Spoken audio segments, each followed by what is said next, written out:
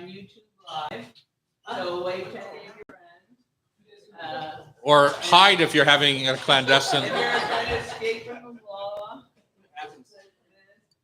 So you're with us for 2 hours, and we take like 15-minute segments, little breaks in between.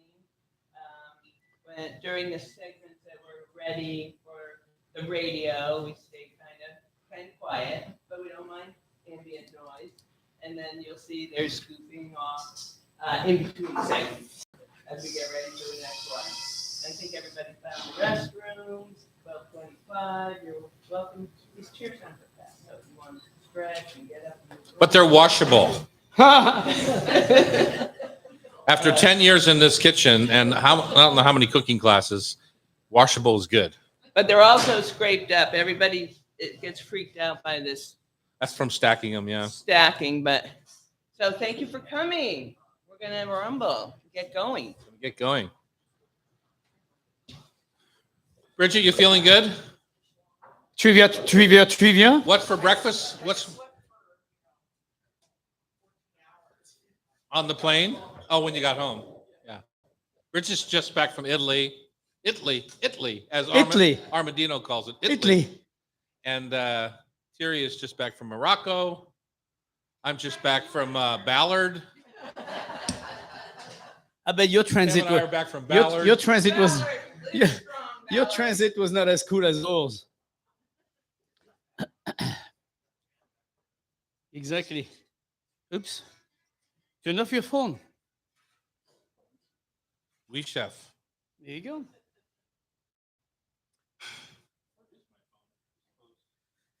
Oh, it's under my gym clothes that I wear. It's gonna smell good. That I used this morning. Did you use your gym clothes this morning? Yeah, I put them in the closet. Yeah.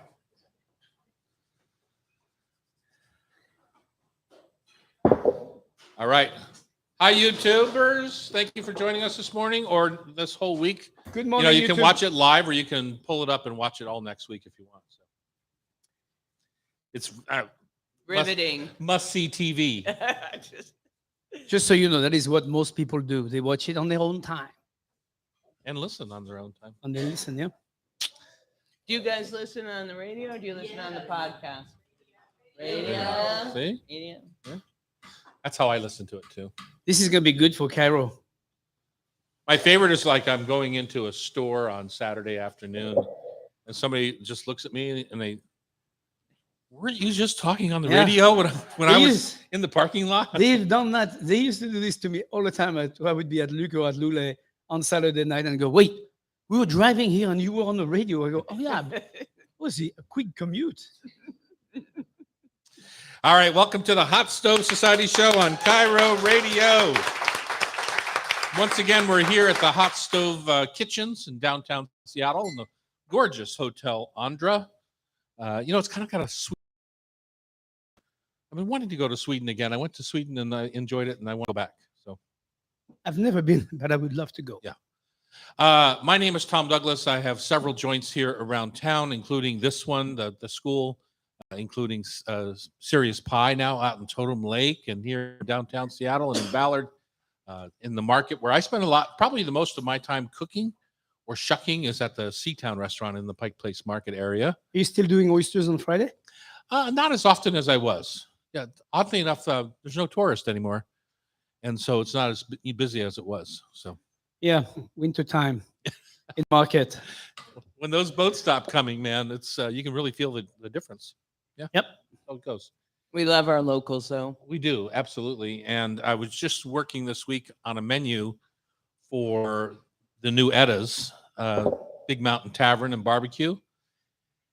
And we're just kind of narrowing it down. We're just kind of, yesterday, the mushroom sloppy Joe on roasted sweet potato, really good. Say the name again. Mushroom sloppy Joe. Sloppy Joe is the name No. What sloppy the restaurant. Joe is? Edda's Big Mountain Barbecue Tavern. Big Mountain Barbecue Tavern. BBT. Okay. Thank you for that. You're welcome. We have a large show for you. Thanks for spelling it out so people really know what it is. Exactly. Yeah. We have a large show for you today. Our National Seafood Month continues here as we embrace the goal of increasing seafood consumption uh, around here. And of course, with our audience, that means around the world. We'll visit with Kelli Goodwin of Maritime Operations at the port and Dwyer at Bering Sea Crabber. You know, the big news out there is that the crab season has been canceled. I was talking That is a to huge news. a guy from Trident Fisheries yesterday, and woo, That's he scary. said it's not completely, like there's areas that are going to be open, like for bear dye stuff, but Right. the majority of the crabbing season, the headline in the paper was what, something, 1 billion crabs are missing or something. Like, woo, where'd they go? They went to Morocco with you, huh? We're going to hear a little bit about That's your right. trip to Morocco. What a fantastic trip. What a beauty. Were you I on mean, the road to Morocco? Did you see I was Bob definitely Hope on, and yes, Bing- I was Bing definitely on the Crosby? road to Morocco. I was Yeah. on, we did a complete circle from Casablanca all the way to the Atlas Mountain, down south to Ouarzazate, back up to Marrakesh and to Syria on the water. So Yeah. we did a complete circle and almost a complete circle. And I tell you, if you have not visited Morocco, I would advise anyone. Extremely safe, extremely kind, and what a beautiful culture. Very kind people and well received everywhere. So All right, we're going to talk about that for a whole segment coming up. It's gratin season, Thierry, your favorite thing. There was a time on this show years ago where when I would ask you, what did you make this week? And every single time it was some sort of gratin. correct. Gratin Correct. is one of the easiest things to use. I got myself shaving this morning and Yeah, we can see that, Chef. So- Okay, we're on the radio now, though. wait, Yeah. I just want the radio listener to feel sorry for Okay, me. all right. All right. It's Pike Brewing time. I just saw that they're going to open a couple of new pubs. I don't know if Charlie is still involved or not. Do you know if Charlie Finkel is still involved in Pike Brewing? He's listed as founder, so Founder, we'll okay. hear more Their when head, Leslie gets here. yeah, their brewmaster is going to come in and talk about what they're up to. Lastly, unlike last week was the quotes, right? Yeah. It went pretty well, Terry. I was surprised because Pam is always trying to figure out an How alternative. to get rid of trivia. Yeah, because I guess it's a lot of work to put together. Sure is. But quotes couldn't have been easy. They weren't. Okay, good. As long as, As long as it's not easy, I'm happy. What's the quote of the day? I lost. That's the quote of the day. I Oh, you did? lost the contest. I only yeah. drink champagne on 2 occasions. Mrs. Tattinger. Bollinger, I mean. They use that line. That's Mrs. Bollinger who said, I drink champagne when I'm sad. I drink champagne when I'm happy. I think it's been said by many people apparently. So But apparently she either was that the or one. Pam was lying last week. And lastly, today we're going to play Rub with Love, Food for Thought, Tasty Trivia. It's going to be an exciting day. Pamela, our producer, is on site here. Sean, our technical director, is over there in the corner having twitches in his neck. We can go give him a massage during the commercial break. I think we should. My taste of the week, the prediction is that it's going to be frosty at the farm within the next 10 days. Oh, wow. And so everything's at this point, you're racing to kind of get the things off the vines or off the plant that you can save and put up for the winter. So Jackie picked all the basil yesterday. Oh, my And God. we've had just this gorgeous fall. Mhm. So it just kept going. Normally it would be gone long ago, but tomatoes are really rocking right now. We're still getting green beans, the basil. She just picked all the pears. So last night I had pasta pesto for the first time. I was trying to think, because that's something that Pam would make and have us over for, but I haven't had it in 10 years, I don't think. Wow, you're Just out a- of it, just a man. simple- You little you haven't made it in probably 20. True. And it was delicious. And of course, we had enough to put up several half pints into the freezer, but we made quarter pints. Right. And so that it was enough for 2 or 4 people to have pasta. And a pesto. pack of roasted pine nuts. Those two She didn't together. remember to buy pine nuts, so she used toasted almonds instead. Oh, yeah. I like the That pine, works I too. like the pine nuts better. Yeah. A lot of people use walnuts.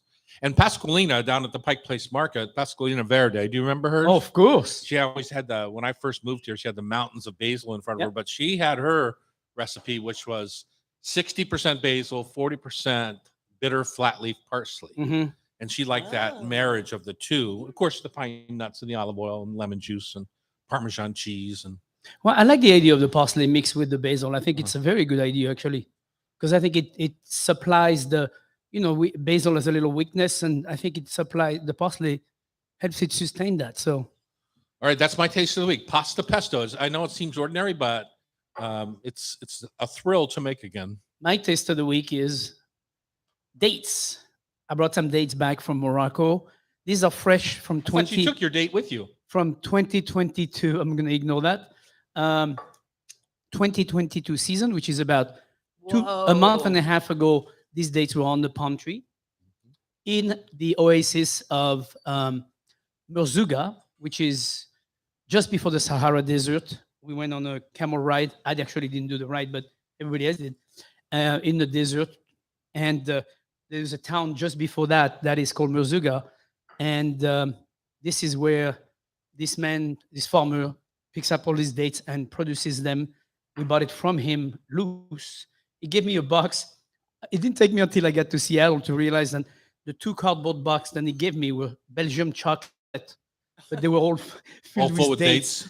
And I realized when we got home, Kathy goes, "That's not the original box." I go, "There is no original box. This is a farmer." Mm-hmm. And I realized it was Belgium chocolate boxes. But anyway, those dates are fresh. You've never had dates like this on the market here. These are fresh. They're like like I said, a month old picked, and they're succulent. And this is what a date should taste like. Now, do they do anything to them? It's just picked Yeah. off the tree, or do they cure them somehow? They or what? cured them, and I didn't get the whole story. I was trying to get the whole story, but I never really get to it because there was 14 of us buying dates. It got really busy, and I keep trying to get the information. But I do believe they put them in sugar and let them macerate overnight, or I mean, not overnight. The whole thing stays together, and that's how the dates become confit-like. But it's already ripe when they pick them. Mhm. You have to take the shell out. There's a shell or something like this. I know that's- there's a seed in the middle. There's a shell Oh yeah, around there's the a seed outside. like a leaf, not like Ah. like a shell. Ah, And anyway, they cure them and they put them into those boxes. But this is what a measured date tastes like. It's lovely. I will say that. Welcome, Kelli Goodwin. Next, Bree Dwyer on the Hot Stove Society show, Cairo Radio 97.3 FM. You know when he puts that 1 minute thing up? You know what he I means? didn't see that. You know what he means? Those dates are amazing, aren't they? That is a different experience. Each date is 69 calories, just so you know. Ken, do you think we should do them together or one at a Mm. time? One at a time, I would prefer. Okay. Oh, dates. Let's do Tom the says one at a time. let's do the port first, and then the crab.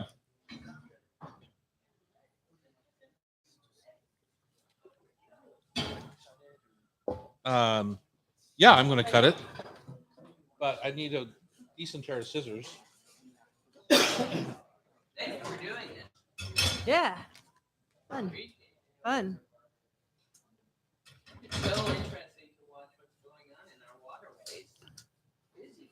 Yeah. Are you a You know Ballardite? better. Are you a Ballardite? Yeah. Okay. So you see it all the time, Yeah, every day. we're That's in great. North Beach, so I see everything coming in. And our old neighbor had a job that didn't really exist. That he was one of the captains that gets on the boats and imports the bigger ships into the harbor. And Sure. A pilot? A pilot, thank Yeah. you.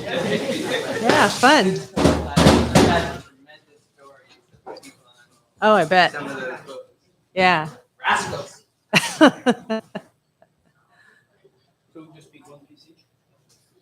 This is for the next segment. Right. Is it Bree? Did I say it correctly? Kelly. But Oh, it's Kelly. I'm sorry. we Yeah, can yeah, do yeah. Bree first if you No, like. no. No. I'm sorry. I just had it wrong. Is it Bree? Bonjour. Bree. Okay. Oh, I just want to make sure I was saying it right. So when I introduce you for the next segment, that nice to meet you. Likewise. Bree like the cheese. I got a Bree across the street in the Dahlia Bakery. I say that to her every time. Hey, Bree like the cheese. What's going on? Does it drive her Every time crazy? she just wants to flip me off. Yeah. Like that is super funny. Although she said it to me first. Because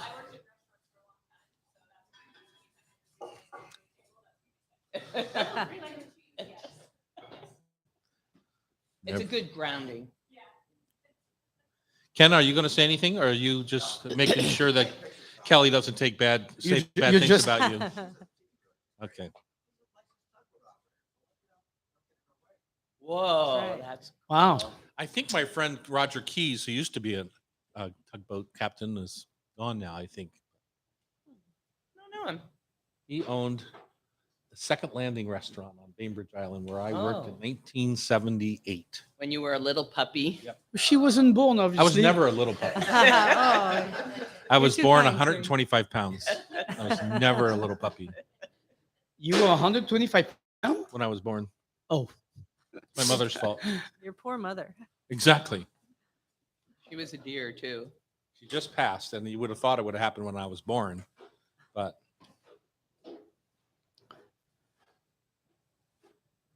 all right. So many things are going through my head right now. You Don't saw Ken gave us some good questions for Kelly. Yep. But she could also do whatever she wants. Way to go, Ken. Were we falling down on the job last week?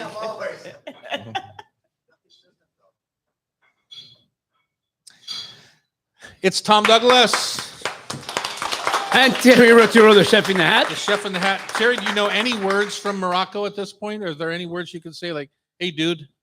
How do you say- I can say, Yalla. Do they speak two languages? Are they French and? They speak French, they speak Arabic, and Berber. So there's at least 3 languages. Well, we have it's National Seafood Month. We have a tugboat captain here who, are you, Kelly, are you just in the Sound or do you go all over the place?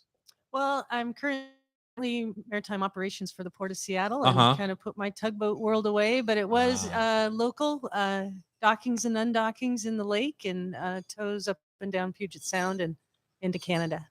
So 3 in a row, load and tow. Is that a fallacy or is that true? The lights on the top of the tug, Oh yeah, that's true. 3 in a row, Yeah. load and tow, right? Yeah. Got to watch Explain. out for the. When a tug's going up sound and, Yeah. and they have the 3 lights on the top of their little thing, it means that they've got a tow rope behind them and a load. Because a lot of times you don't see the rope; it's in the Oh, water. yeah. And you drive a little boat through there, and next thing you know, you're upside down Bad and die. news. Yeah. Yeah, bad news.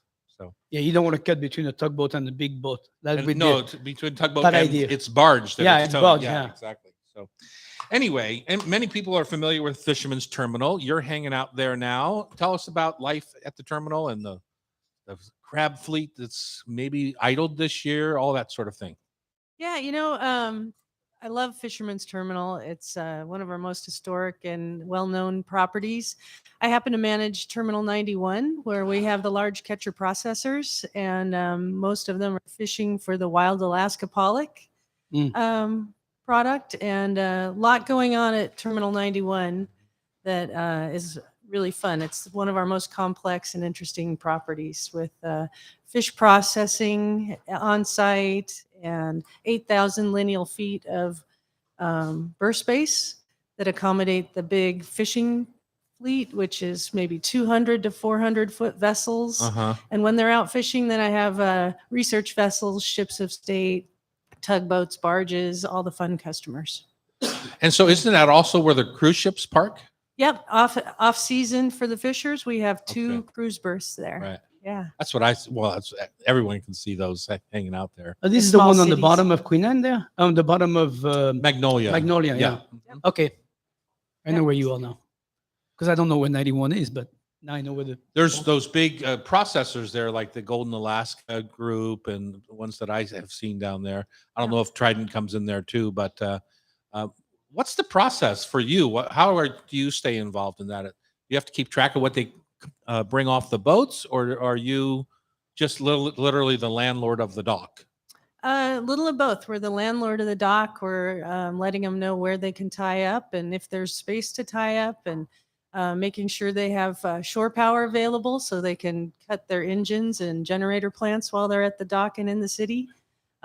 We are keeping track of wharfage, so product that comes across the dock, we see that and keep track of that. And it's a really great facility. There's cold storage availability there and cross dock loading. And speaking of Trident, they still have a research and development test kitchen on site. Oh. So Oh, so your job goes, I thought it was down behind Fisherman's Terminal, but they have one on that dock too, huh? Yep. I didn't realize that. Yeah. Wow. This is such an incredible world that we are in the middle of, but don't know anything about. Oh, I know a little Well, bit not- about it. I not do too work much with about it. Trident. Yeah, I You know, just didn't it's realize they had one over a there. lot's going on there. I mean, if all the vessels come down here from from the ocean, coming all the way down to Seattle with full of fish, and we don't actually see that. Yeah. You know, it's, it goes unnoticed in some ways. It really does. It's like right under our noses and Right. the most invisible industry I think we have in the city. Another thing that happens on terminal is we have independent packer company, and they support the Puget Sound salmon industry. So they're bringing salmon tenders in and processing the fish right there in their facility with over 300 employees. And also the net pens are supported that are in the Sound. Uh-huh.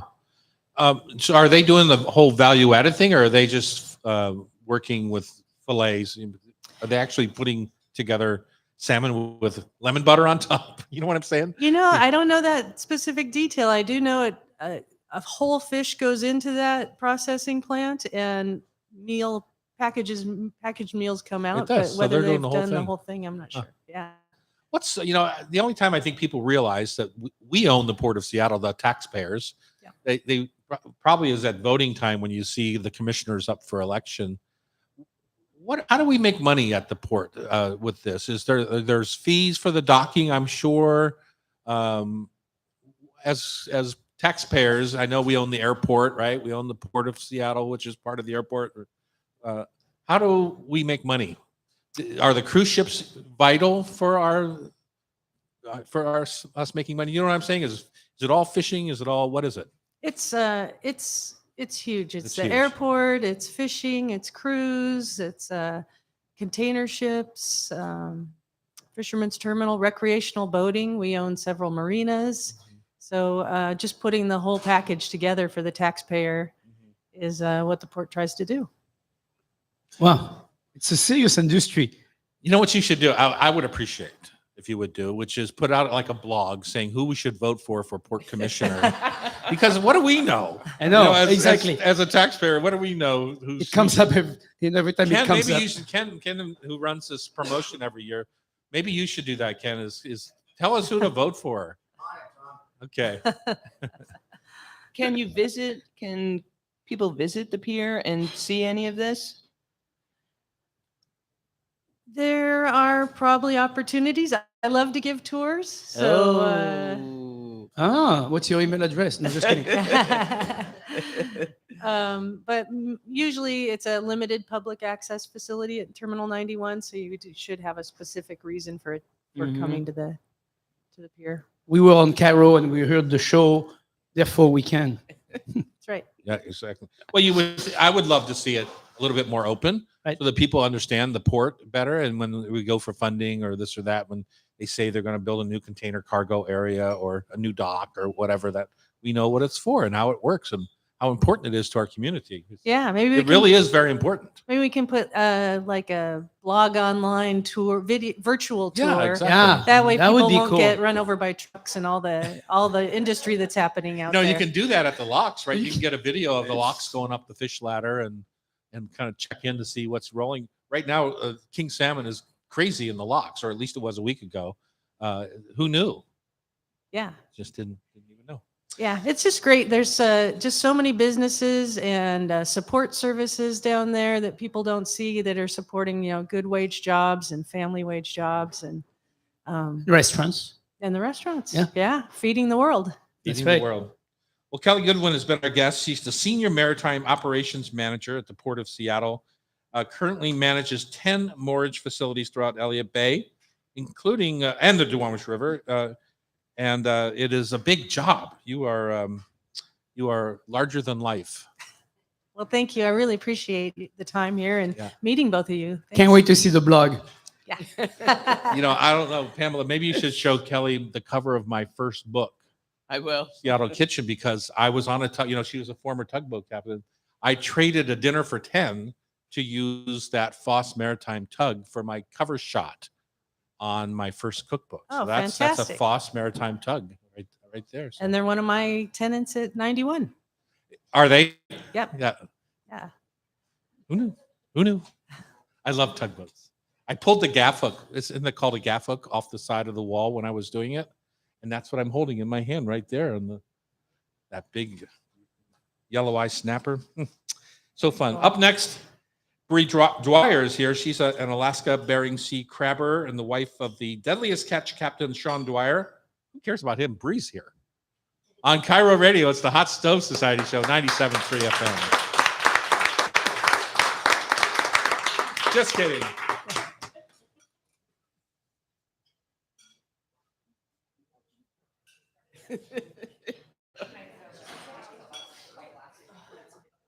Thank you, Bree. I know. I was just seeing if she was going to hear me. We started by calling her Bree. So. Yeah. How you doing? I'm good. How are you? Nice to see you. Yeah, you too. Thanks for having me. Where's the hubby? Well, he was in Alaska filming for Deadliest Catch for this upcoming season. He just got home yesterday at 6 a.m. Is he still catching crab even though the season of Sam is closed? Or because it's further north? No. Well, you can explain that. Hold on, we'll it's explain now. very complicated. Yeah, I'm sure it is. It sucks too. Yeah, it's pretty devastating for a lot of the families and crabbers. I don't want to be like sad and moody on this. No, but it's you know. it's a reality. I mean, Yeah.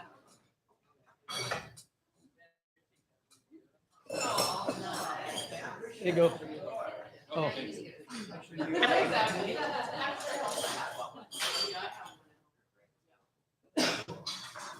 Hygiene, bro. Did you get that? All fun?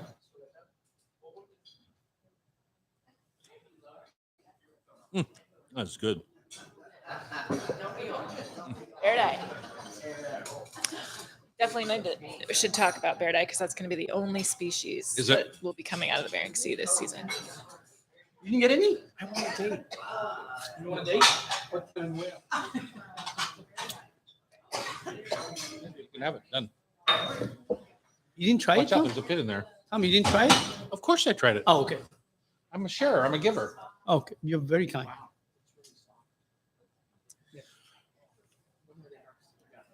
Like a month ago. You still got blood coming off you. I do? Yeah, I cut it. That's a heck of a cut shaving. What? Just leave it alone. I should go to the restroom. Yeah. Yeah, you're welcome. It's from Keyport. Keyport, yep. Name of the fishery. Actually, it's the name of the supplier. The supplier, I meant, yeah. Yeah. Yeah. So. Right before the pandemic, they were here, and they brought a case of crab with them, a 50-pound case of bear dye. And we had so much fun eating that over the next week or two. Yeah. We just put it in the freezer down at Seatown, and we were all pandemicked. So we were outside. It was the middle of winter, and we were just eating crab, and we were all by ourselves. Yeah. Even though we were open. Yeah. That doesn't sound terrible. Yeah.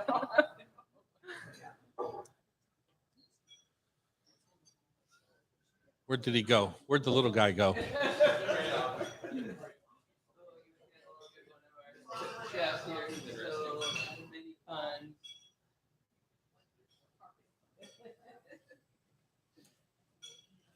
I didn't know bear dye. Not a lot of people do. A little bit bigger than, I think it's bigger than Pelio, and Pelio is really small. Yeah, these And legs then are a little snow more crab meaty. and bear dye are about the same size. Well, so Pelio and snow are the same species. Are they? Not the ones that I got Yeah. were really tiny. Yeah. So Pelio and snow crab are the same species for the purpose of like easy to determine marketing. Snow crab. And then bear dye is a species that most people don't know about, but it's kind of like the cousin to snow crab, and there's a little bit more meat fill. So save that for radio. You got it. We need that. I just bought 2,000 pounds of it. Yeah. Yeah.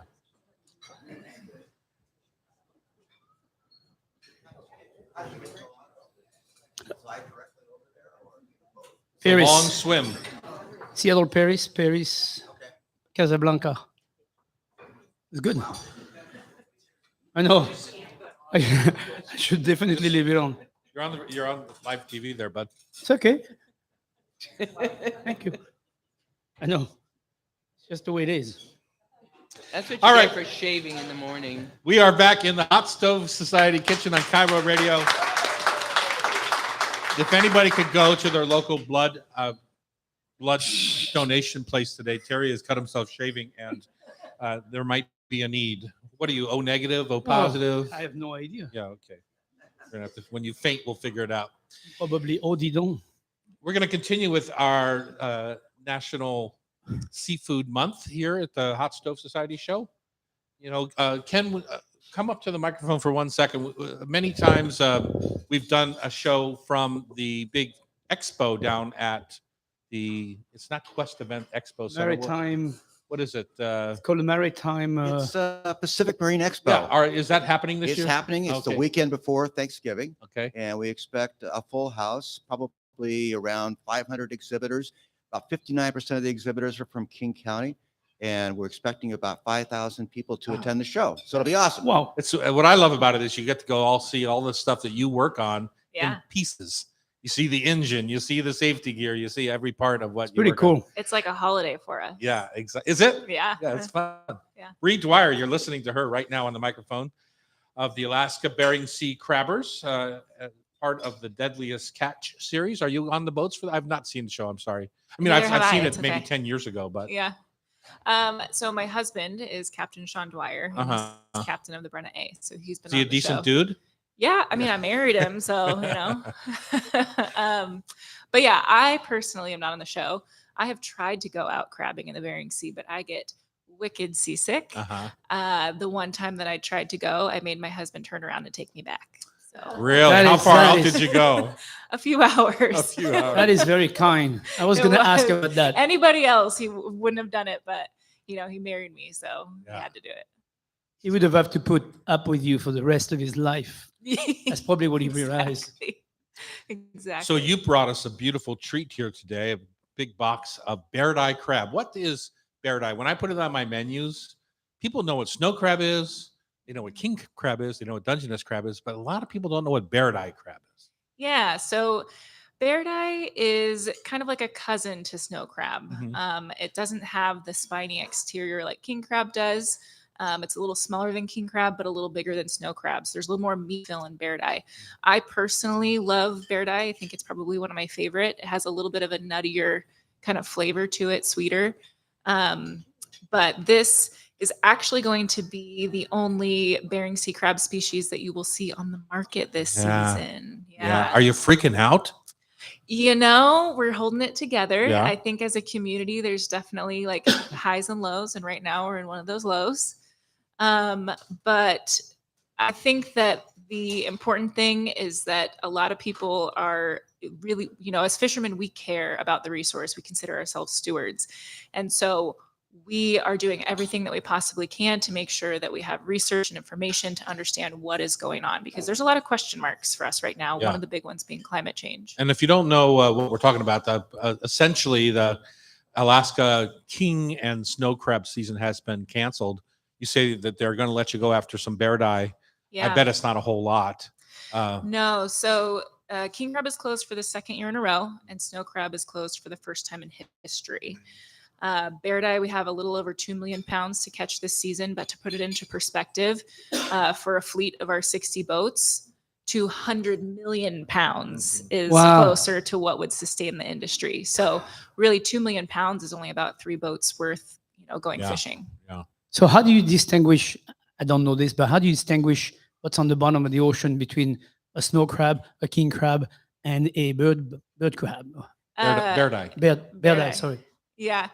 It's going to be depth. So the different crab species are going to live at different depths and prefer different types of surfaces. And bear eye and snow crab fish a little bit deeper.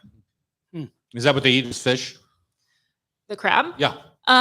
They're filter feeders, right? Oh, they're filter feeders. Or like kind of like on the bottom. So I don't think that they're eating big fish. They can't, but maybe like little tiny fish and Uh-huh. filter feeders. Interesting. Well, it's one of the great pleasures is watching people eat crab down at Seatown. We have a Dungeness or bear eye or snow crab down there, and which is my restaurant down in the market. And it's so fun to watch people come. And it's expensive. It's like $50 or $75, maybe 75 for a pound of crab, and it's just a treat to sit there and watch them just go after it. Yeah, Yeah, it's definitely and a luxury. You're item bringing for great sure. joy to a lot of people. Yeah. I think it's a feast and a treat. And in this part of the world, we have the best. Might as well enjoy it. So, what can you do when it comes to your boats to kind of retrofit to go after something else? Is there an opportunity there? So I know a lot of the bigger boats they'll do the cod season and then they'll go up and do the this season, or they're just Yeah. putting traps really on the deck, right? Is the difference? Yeah. So our crab boats, what's nice is, a lot of our boats are diversified. One of the other big industries that our crab boats are in is salmon tendering in the summertime. So a lot of these boats kind of work as like a fish taxi in the summer. So they'll work for the processors, collect the fish into their tanks, keep them cold, deliver them to the processing facility. So all of our crab boats, for the most part, work as tenders in the summertime. So that's great. Because you have the really cold water holds, right? And Yeah, like mhm. 30, 33, 34 degrees. Mhm. And then cod fishing is another one of the other species that a lot of our boats are going to fish. Diversification is really important to a lot of our fleet because it's what keeps the boats, working year Right. round. And especially in a year like this, it's going to be really challenging because crab is one of the things that keeps crew on the boat. And so pays the bills. and Yeah. pays the bills. Yeah. Yeah. And so a lot of families and small businesses are going to have to make some tough financial decisions. Oh, it's such How a- big is the industry? Well, so our fleet is about 60 boats for crab, but in terms of the global seafood industry, it's pretty massive. Well, yeah, the global one, yes. Yeah. But I meant locally, yeah. Yeah. Locally, between Washington, Oregon, Alaska, Pacific Northwest area, we have about 60 boats that fish crab in the Bering Sea. Wow. All right, let's visit Deadliest Catch for a minute because Yes. I don't know much about the show anymore. Way back in the very beginning, I knew the guy that got in trouble. They all Oh. get in trouble, don't They all get in trouble? I can't remember. It was like he was the most They famous all get one in trouble. Some of in the them get beginning. caught. He came on the radio show a couple of times, Sure. but it never occurred to me this show would be still going. What, 12 years later now? I believe we're on 18. 18 years Yeah. later. Is that, I mean, Yeah. I would have Yeah. never believed that would have been an 18-year show. Nobody gets tired of watching us fish crab, I apparently. guess I know. not. And all the drama that goes with it. Well, it's right? also Yeah. a very dangerous thing. I think that's why Phil, I think. Oh, Phil Harris. Yeah. Yeah. Sure. I think it's a very dangerous hobby. Well, it's not a hobby. Right. I wouldn't say people. I was just kidding. I was just kidding. It's a dangerous life. It is. The one thing that you see on TV out there are those big waves and weather, and that is absolutely happening. It is. I mean, that is something when I think about my husband going out to sea, a little part of me is always really worried about what's going on out there. And one thing that I'm so grateful for is the support of the Coast Guard, who's always somehow in contact or in some form with all of the boats out there, keeping an eye on them. So that's how that works. Huh? They are in. We know the airliners and stuff have the towers, but there is a contact point for the boats. Yep. There's a contact point for the entire fleet, Channel 16 for Coast Guard. Uh-huh. And it's something that I think all of the boats kind of have this peace of mind going out there because on radar as well, the Coast Guard's keeping track of where everybody's fishing and just has an idea of, weather, ice pack, all of those variables are something that they have to keep in mind and the Coast Guard's looking out for them. Do you have the Maritime app? Do you keep track? Because I have it. I have Flight 24, I think it's called, for the airlines. Yeah. Which you can see every plane in the sky all over the world. Yeah. But they have a Maritime app too that does for every ship. Yes. And I can't believe I'm blanking on the name of it because yes, I do have it, but as Just well make as sure your husband's where he says he's going to be. Like I'm in the middle of the Bering Sea. yes, yeah. And he says, "Oh, he's in a tavern at Ballard." Oh yeah. Yeah. As well as weather apps. I like to keep track of the big weather coming through and the app Windy. You can see the wind patterns and knowing kind of which way things are going, how the ice is going to blow down or back up or yeah. So Interesting. yeah. Do you get up there to Alaska much? Are you hanging Yeah. out at the shoreline if you're not on the ship? Yeah, so I am actually a professional photographer for the commercial fishing industry. So I've been doing that for about 6 years. So I am up on boats in Alaska at least a few times a year. I have not been to Dutch Harbor in about a year, but I used to be up there every fall. And yeah, I'm a storyteller for the industry. That's, the your most job. important thing for me that I can do is get out there and tell fishermen stories. So I tried to get into Dutch Harbor 18 months ago, 2 years ago, something like that. And we made, Alaska Airlines, we made 3 passes and just tried to dive into the fog. And yeah. just finally we ended up, we're out. We're going back to Anchorage. Yeah, So- Dutch Harbor is a very unique place in that it's going to be really difficult to get into. If you don't have a reason to go there, you're not going there at all. Right. So, For good reason. yeah. All right. Well, thank you so much. We've been talking thank with you. Bree Dwyer, Alaska Bering Sea Crabbers, as part of our National Seafood Month here at the Hot Stove Society show on Cairo. So when we come back, Terry's going to entertain us with a few tales from the great country of Morocco. Can't wait to tell you. I'm not going to be able to tell you all about it, but I'll tell you some of it. Okay. There's not Well, enough time to tell you all about it. No. Well, we had the date already. Looking forward to that. Thank you, Bree. Thank you. Thank you, Brie. You're listening to us on Hot Stove Society Radio, Cairo Radio 97.3 FM. You didn't ask her how she eats her crab. Oh, I forgot to even say how delicious it was.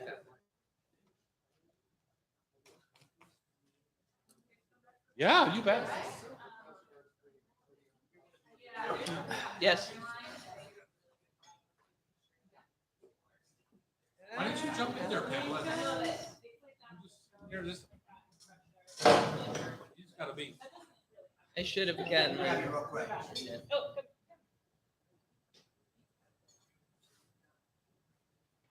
Wow. All right. Oh, yeah, that's a good looking You look pretty, girl. Cam.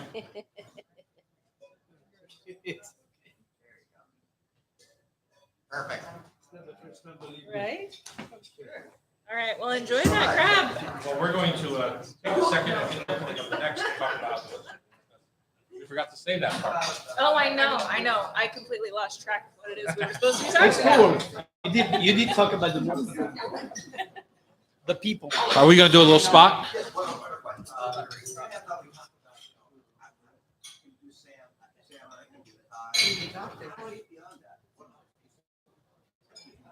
What else do you fish? That, or I could talk a little bit about using a pair of scissors with crab, because nobody knows that. Yeah. Okay. Okay.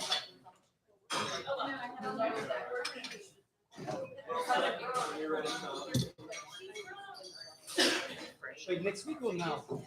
Wait 1 second. It's just a 30-second It's promo. 30 spot. second quick promo. Oh, I see. Sorry.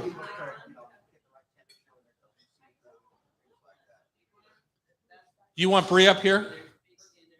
No, am I just talking to the camera? Yeah. Okay.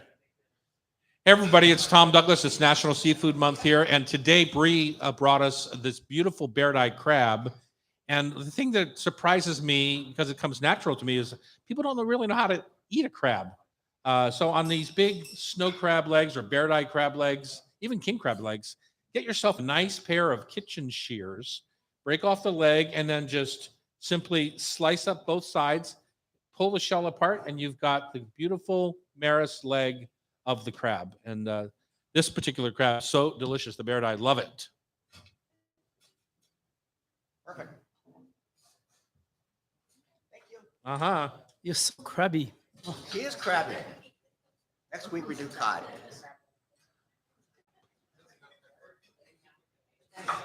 I have had Oh, breakfast. thank I had you. the sausage shashuka. Delicious. I like it much better than egg shashuka.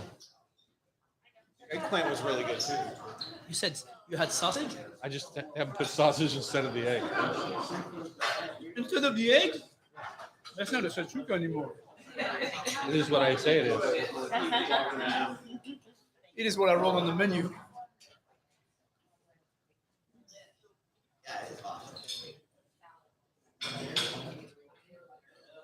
How did Bridget do on the quiche?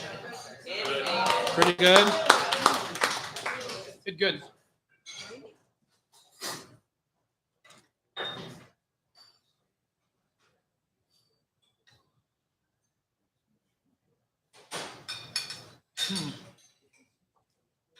Good stuff.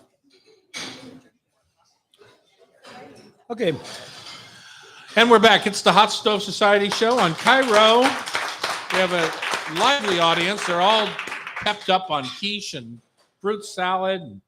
And you know what else? Before we get to your part on this, when Bree was on last segment, she brought us this crab. We cut it open. We ate No, it. It was so delicious. It's spectacular. Yeah. And I've had a lot of crab recently, and it's as good as anything I've had. Yeah. No, Yeah. it's really, really delicious. It kind of reminds me of sea spider, Well, it is. which we have in France. We call it araignée de mer. Uh-huh. That's very similar to that. Oh. Just like So king crab is. good. So when you're out there, take a look for bear dye instead of snow, just as an alternative. Check it out. Is that BAIRD? I think so. I think so. That's how you spell it. Okay, Chef, you've just returned Air France, Casablanca to Paris, Paris to Seattle, and Right. and the other way around. Give us some highlights of your most recent trip to Morocco, because you love it there. Well, I loved it the first time I went there for only 4 days. I went to Rabat and Marrakesh, but this time we did a complete circle with 14 people. It was a little group that came with me, and we went from Casablanca to Rabat to Meknes to Fez to Merzouga to the Atlas Mountain, all the way down to Ouarzazate and back to Marrakesh, and then to the coast to Essaouira, and then back up to Marrakesh, and then Right. flew home.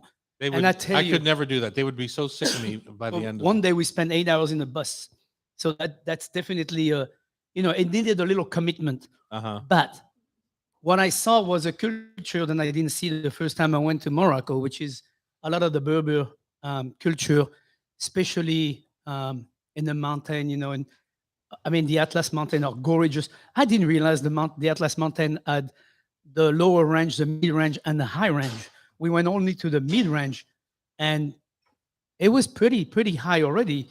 So in the winter, they have tons of snow, something you were not thinking of, which is what helped them go through the rest of the year. Impressive meals in many places. I had a lot of tagines, which, as we all know, is a very common Moroccan dish, but it's very interesting. I think tagine is kind of like tacos to me, or something like that, where you have a million versions of it. Every house makes it a little bit slightly differently. I've had it with lemon and olive. I mean, chicken and olive, chicken and lemon and olive, chicken and lemon. I had it with lamb, of course. Or my favorite was the first one I had, tagine of lamb with prune and onions.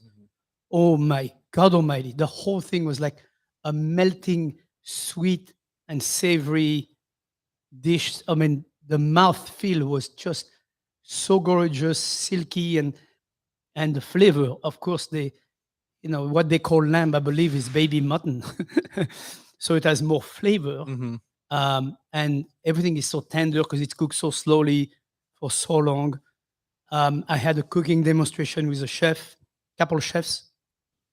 Actually, one was a chef, one was not. And also making tagine and making bread, the flat bread that they use in Morocco a lot. And that was so simple. Water, flour, salt. I mean, you can get Like any most bread. You can, yeah, but you can't get any simpler than that. Just mold it together, wait, and then Are they flatten it just up as using much. natural yeast, or there's no No yeast. No yeast. In that one that we made, no yeast. I was impressed by that. And then just flatten it as much as you can on a sheet pan and bake it. And it comes out, it's a, 3/4 of an inch thick.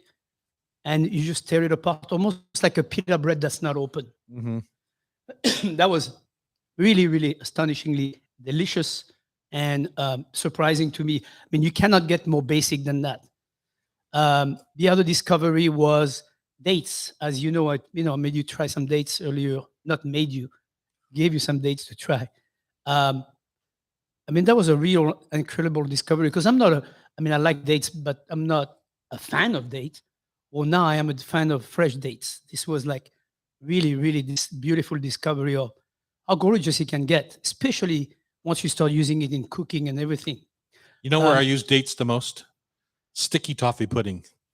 Oh yeah, that It's would like be it's a date cake Yeah. essentially. Yeah. low calorie cake. Yeah. What else? I think the vegetables in general. So what everywhere they call salads is not a salad like we know. It's like carrots. It's all those little dishes you get before you start your meal as an appetizer. It's the carrots. It's the nuts. It's the olives. It's the all these different things are called salads Mm-hmm. before you start your first course of your meal. But they're not a salad with lettuce, which is very interesting. I was dying for. I love green salad. I eat green salad almost every meal. I was dying for a green lettuce. Like by the time we get to France, I was like at my mom's house. I was like, I want some of that lettuce that's in the backyard now. I need some leaves. But aside from that, really, really amazing flavoring, and of course, the spices. The spices.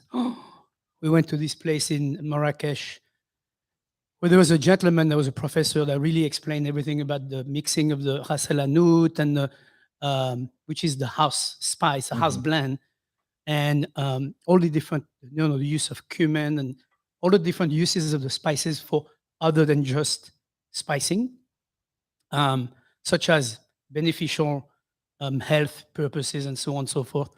So there's, ginger. They use a lot of ground ginger, which is, you don't think of, for some reason, for me, I don't think of ginger and Morocco always. When I think ginger, I think more like Asia, and but they use a lot of ground ginger in Morocco. You haven't mentioned what your the thing you always talk about when you're here on the air. I know. I'm coming. Okay. And you're gonna be amazed by that. That was like everywhere. It would be like going to France and asking for Dijon mustard at every restaurant. Mm-hmm.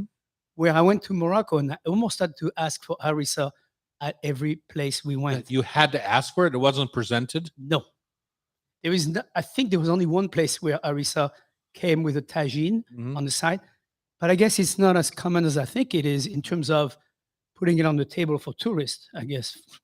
So they use harissa more as an ingredient than they do as a condiment. Yes, they use it as an ingredient. No, they use it as a condiment also, but I don't know then they mandatory offer it, I guess. I had also the best extra virgin olive oil ever made than I've ever tasted in my life. It was homemade. This guy that we had, Mooney, his dad went to somewhere around Merzouga in the oasis where they got the olives, and made that in his home, pressed olive oil, and he gave me a plastic bottle of it. Oh my God, that stuff is, wow. It's pretty impressive when you take a fresh fruit like an olive ripe and you press it gently and just do the first cold press. What comes out is, you just don't find that on the market. It's so, I know what they do on the market though. They take that and they cut it up with some other olive oil and then extend the, the volume. Because I've never seen olive oil like that on the market. But it's really tasty and delicious. Other things, nuts. They use a lot of nuts. Walnut is huge and used in a lot of places. Cakes, desserts, and also sweets. They use their pastries. A lot of the pastries were, for example, what they call gazelle, horn of gazelle, which is a little shape, almost look like what's a Mexican empanada. It almost looks like that. It's dough with almond paste in the middle, wrapped up and barely baked. I mean, it's baked, but it's white. And you taste that it's very sweet, but it's super delicious at the end of a meal. And also the best orange juice I've ever had every single day. I mean, that orange juice was just, came back to Seattle. I'm like, okay, I'm going to get some oranges. Nope. All right, next time when we talk about your trip, we have to hear a little bit more about couscous and pomegranates and some of the other delicious. I haven't had a chance yet. I know, I understand. Hour two's coming up. We've got Pike Brewing here. We've got gratins, which you could speak to. We might even have to jump back to Morocco. I'm not sure. Gratin. On that. And then, of course, we're going to wrap it up with food for thought, tasty trivia, brought to you by Rub with Love Spice Rubs. So that's what's coming up here on Cairo. Stay with us. It's the Hot Stove Society Show, 97.3 FM. Hello. How you doing?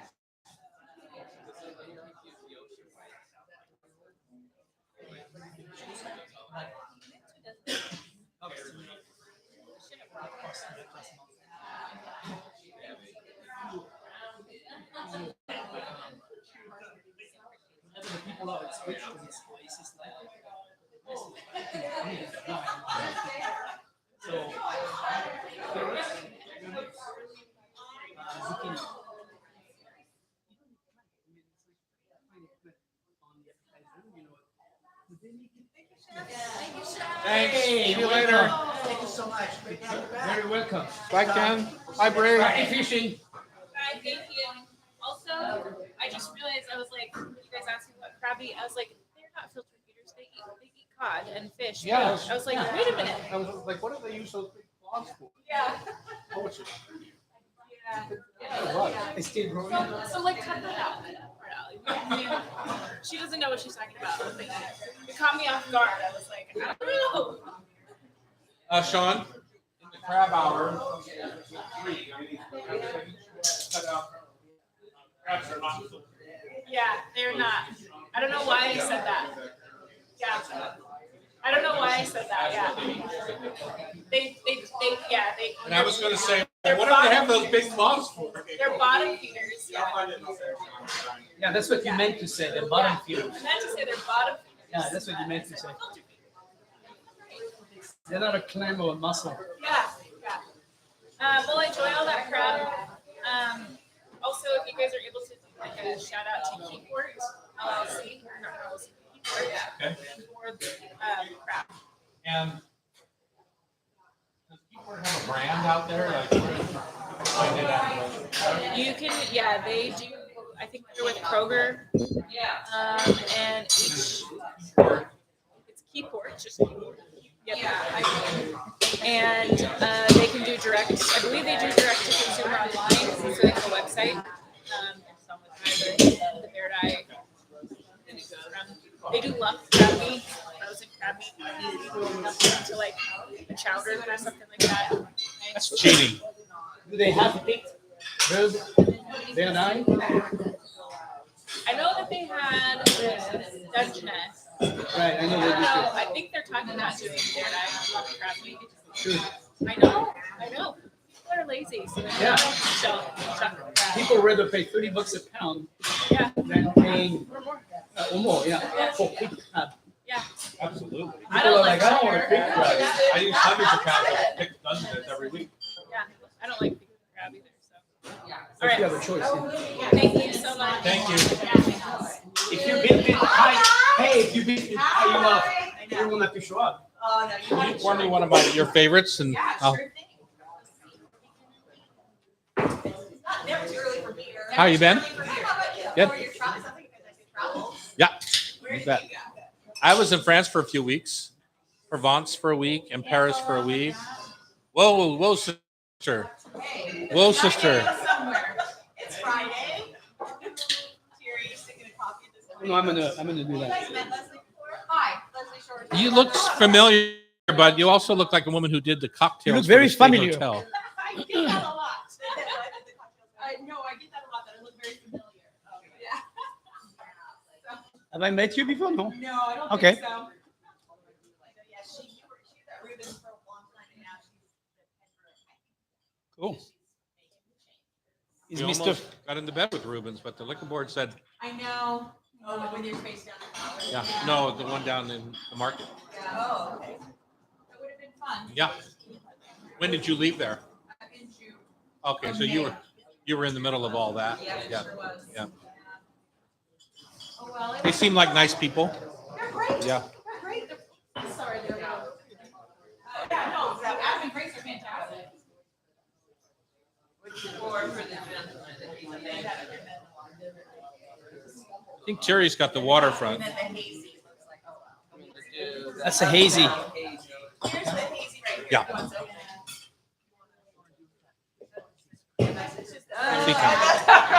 You're trying to trick me. Yeah. Quantities?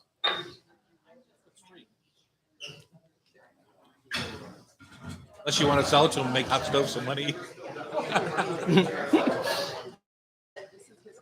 And then where did you do that? If you remind me, I'll take it with me. Sheets come back to you guys, yeah? No, right there. Oh, right there, right here. So you gotta go back over and take a picture. Yeah. I'm done. We do it. Time date stamps. For 2.5 years, it's been face masks. That's right. Time dating. Yeah.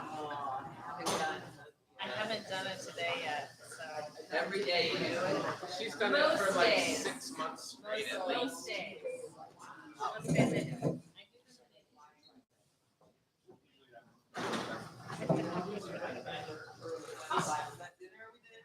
Yeah.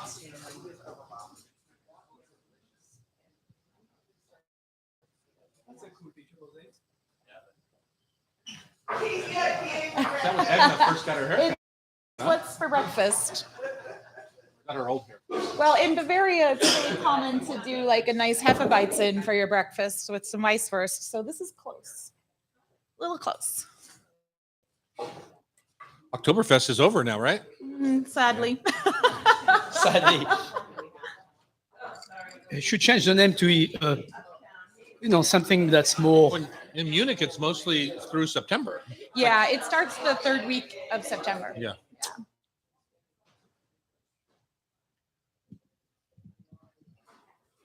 Right, everyone ready for hour number 2? All right, let's do this. It's two segments, right?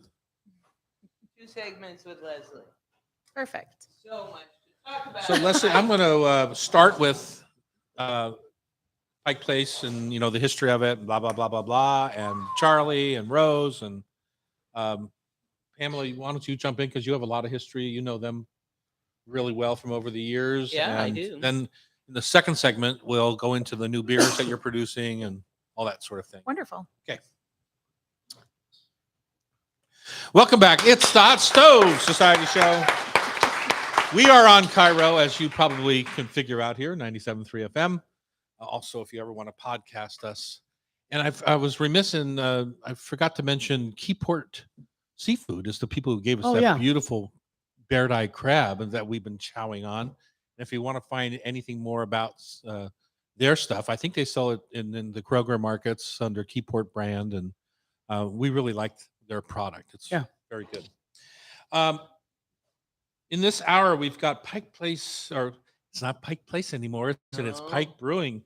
We have the old. Leslie was going to jump on you for Yeah, that. I know. See, I Right. caught myself. I'm not that energetic. Pike Brewing for. We're going to talk about the history of one of Seattle's oldest brew pubs, where it was and where it's going.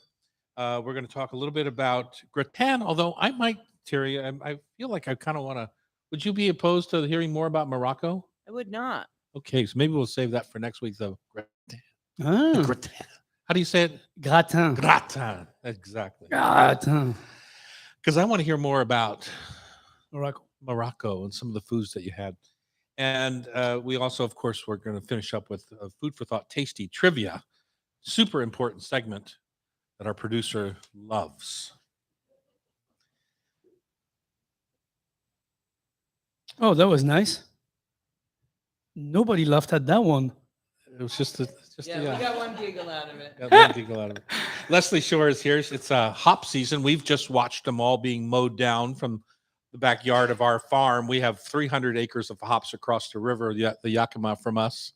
And then on the way to and from through the Yakima Valley, there's hops everywhere. That smell really good. Oh, I think I told people on the last show that one of my favorite things to do when you're in hop country during this time of year is to pull in behind. You're always wanting to pass the big semis. Don't do it. Pull in behind. You'll see the big gray bales of hops. Just pull in behind it. Go to that 60-mile-an-hour truck. Open your window. Open your windows and just let it breathe in. It's so fun and so beautiful. It's such a telling time of year over in hop country. It's amazingly fragrant. It's intoxicating in and of itself, without getting drunk. It's just, it overtakes all of your senses and you just are awash in all of the different aromas. It's one of the most beautiful sensory things that anyone can, I think, experience. It's so frustrating though. It's very hard to cook with. I was just making hop honey for our cornbread down at Etta's, and it's just so hard to get the bitterness It's too out. powerful. It's true. It's too It's powerful. It's amazing. I tried making hop fried chicken about 10 years ago with some Cascade hops. And it's very difficult to get that isomerization down, so where you're not pulling out all of that bitterness in the cooking process. Yeah, So even in it's, the yeah. really citrusy ones, like the citra hops, Mhm. it's still the back end of it is very bitter when you try to cook with it. It's true. Let's talk about you. Let's talk about this historic place that you've taken over. And, Pamela, you have a long history with Pike Place and Charlie Finkel because you remember him back when you were buying beers at Merchant de Vin, right? Exactly. Yeah.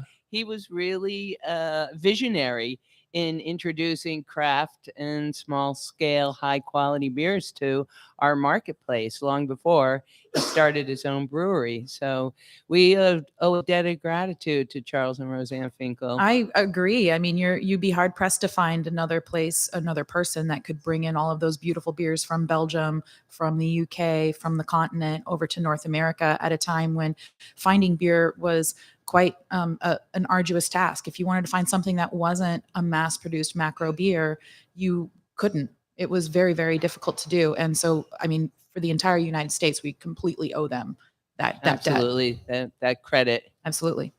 One of my favorites that he brought over that way back when was the Eying Brewery. Yes, out that of is our sister Bavaria. brewery. Is it? Yes. Like a sister city kind of thing? They are our sister brewery. So they make this beer called Doppelbock. It has the goat on it. And that actually Roseanne came up with the suggestion of putting the goat on there and calling it a Doppelbock. Oh. Yeah. Interesting. That's interesting. That sounds like Rose. She was feisty, that one. She passed maybe 3 years ago, I think. It But was 2 years ago. yeah, she was a very sweet woman. And it's hard to even see Charlie without her because they were such a pair. They were such a team. It seemed like an incredible marriage. Yeah. They were Very so happy, together and happy. get going. I mean, always up, always Yeah. going, super positive.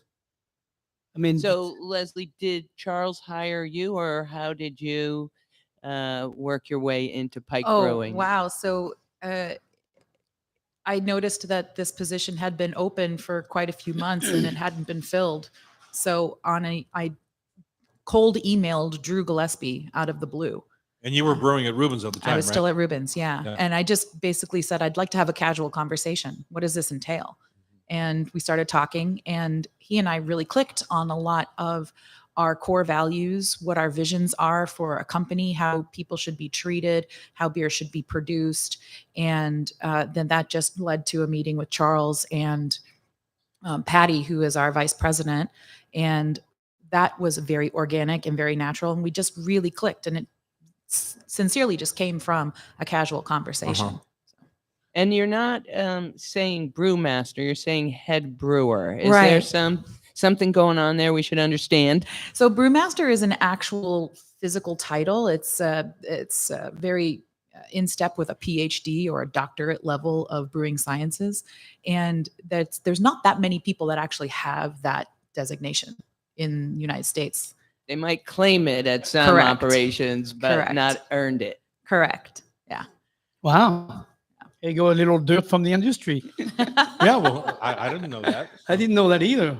Are you There- going to go for it? Is it necessary? I think at this point it's simply a personal fulfillment quest. So if that is something where I'm reaching this apex and I'm plateauing, and if we're talking about me, then that's something that I might go for down the road, just to say, yeah, I've mastered this and I've mastered that. At the moment, I feel incredibly confident and comfortable with the amount of knowledge that I have for process controls, recipe development, plant management, fabrication.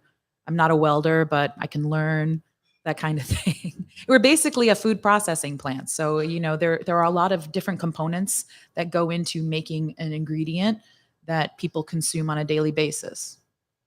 and did you agree to keep up the legacy of the style of beers that Pike was already making, or were there conversations about adding to the varieties? So there definitely was a massive conversation about adding to the variety of beers that Pike has produced over the years. So there was a more confined selection of styles that were available. And in order to maintain relevancy after being in business for over 30 years, it came to be that, hey, we need to really pump up not just our core beer lineup, but also bring in some new styles and occasionally rotate those in and out throughout the years. And so that's what we're starting to do. And just for the benefit of our broader audience, could you give them the 411 on what defines craft beer and the styles that you make? Because I think people need to be reminded of the purity of the ingredient base that you work with. You can tell Absolutely. Pamela used to run Red Hook for 20 years. Couldn't tell at all.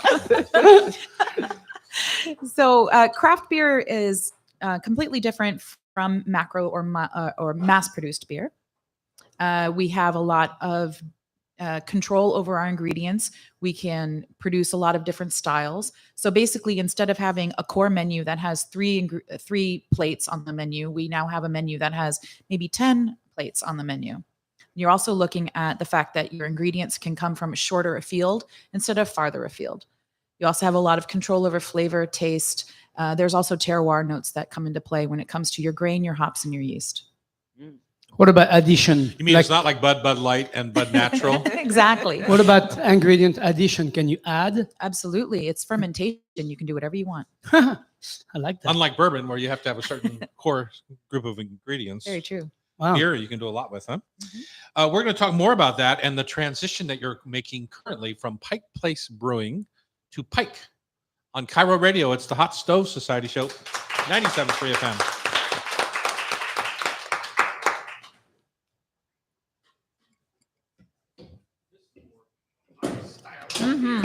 The Pilsner's very good. I'm totally biased, by the way. Which one are you reaching for, Tom? Oh yeah, me too. I'm much more Pilsner too.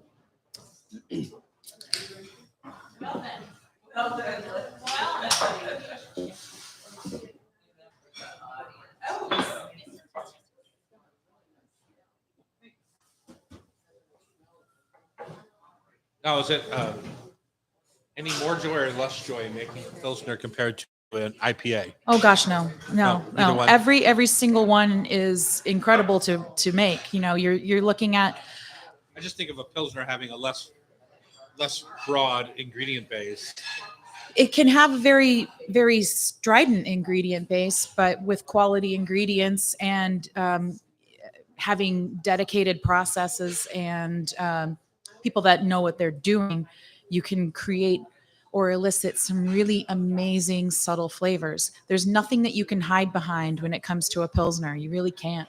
So you can pull out some very nice soft malt notes, whether that's water cracker or shortbread or even biscuit. The spice level from the hops can be earthy to floral to citrus to dank or kind of weed-like. It really depends. There's so many different inputs to get what you need. What's the input that gives Pilsner or Quell, say, its unique? I don't want to say skunky. That's the wrong word, but it's got a strong backbone for a Pilsner. Right. Yeah. Urquell definitely benefits from the water profile in Pilsen. The water. Yeah. Okay. Yeah.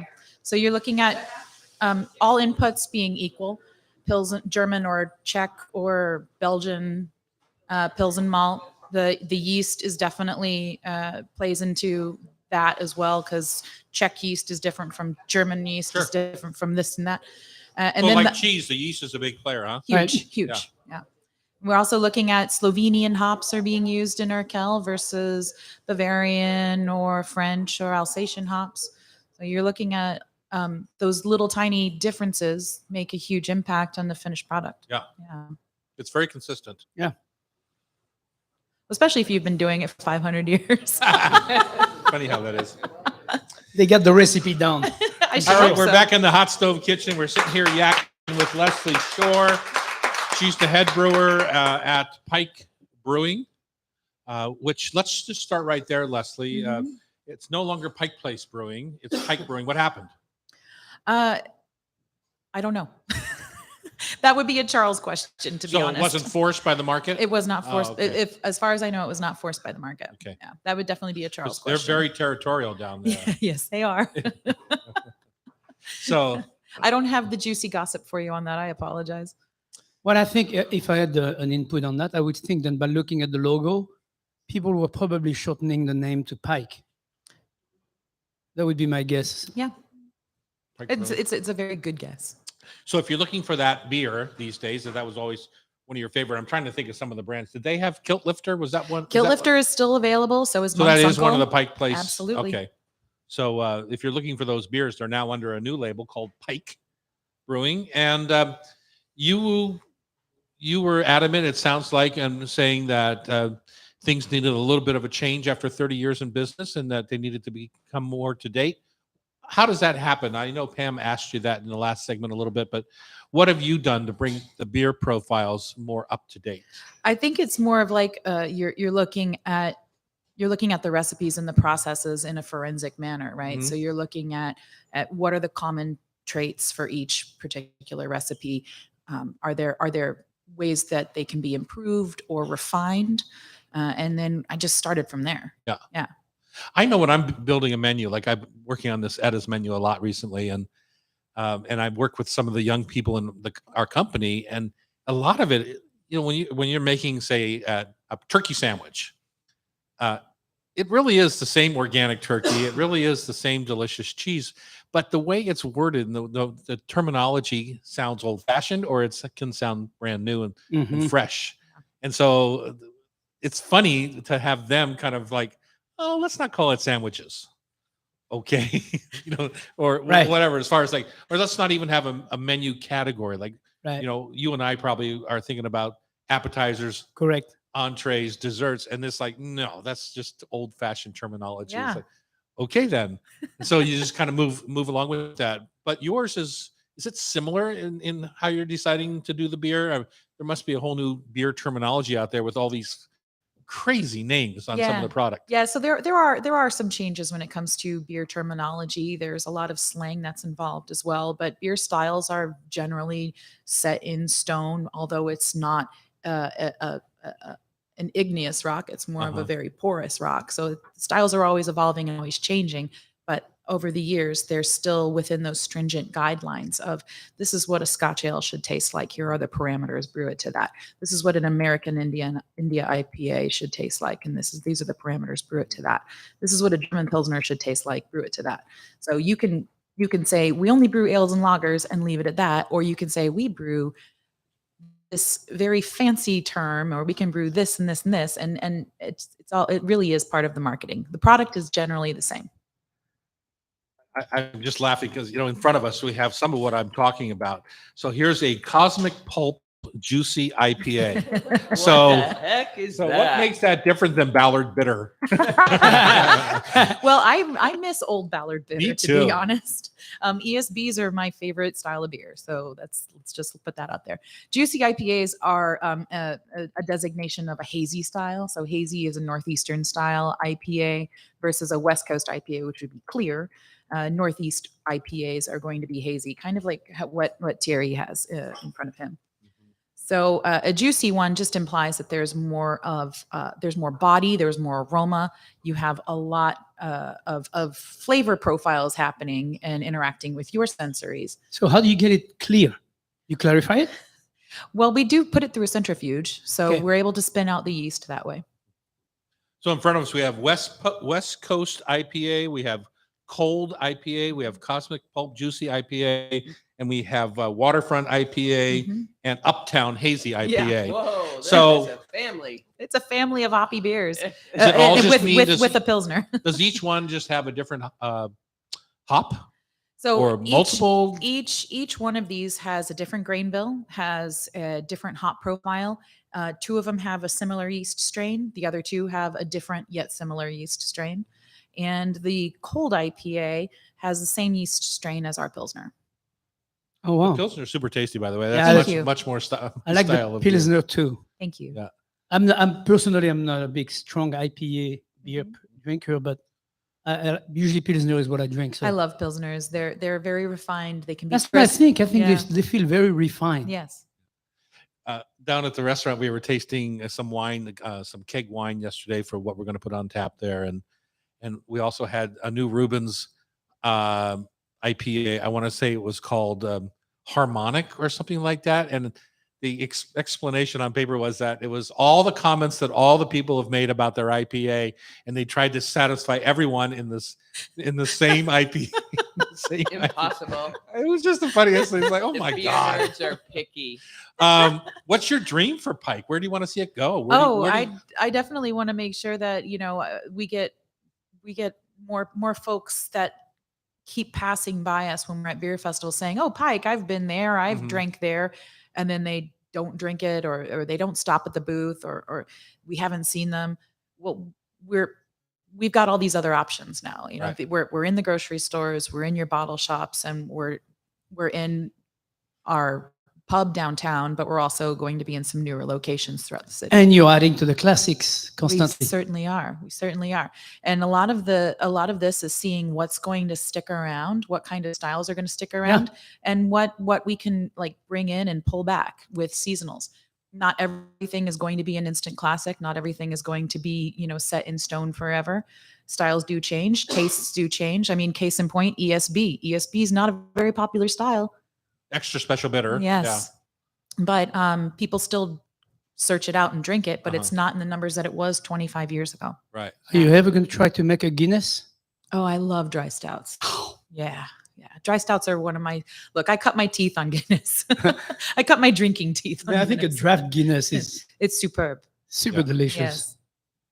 That's a beer that So what's always- the answer? You didn't say yes or no. You just I said, can- "Oh, I love it." We can definitely make it. We have a pilot system where we can go really wild with a lot of different outre styles.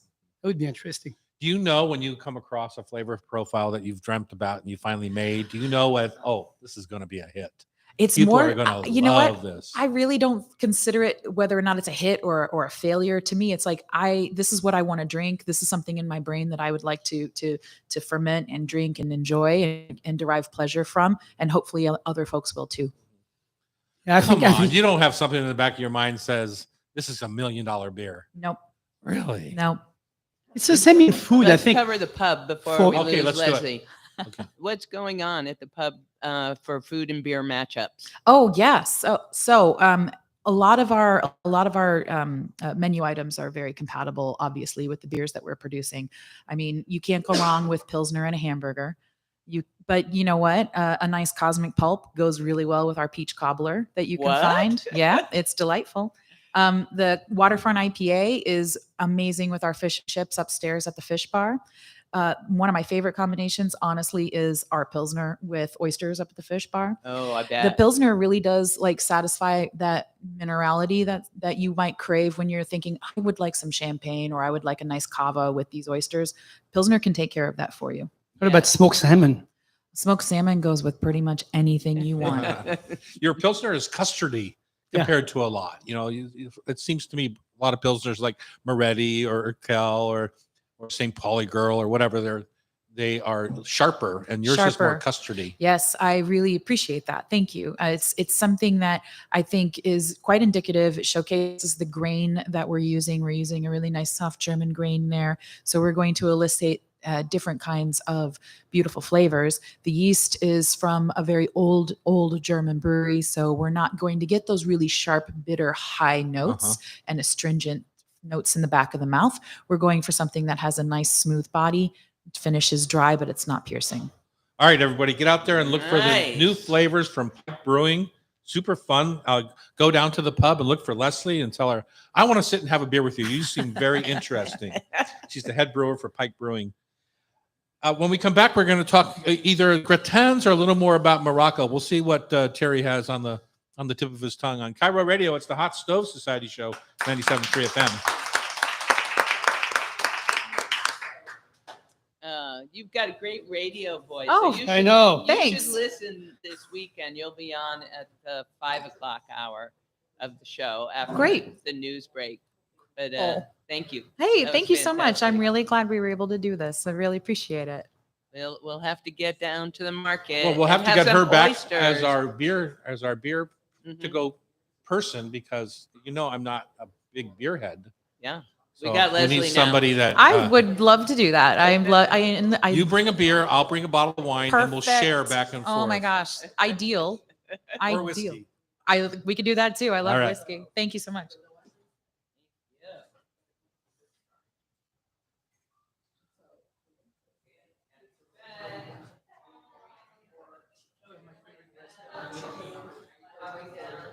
Sounds like it was your first day there. Your first meal. No.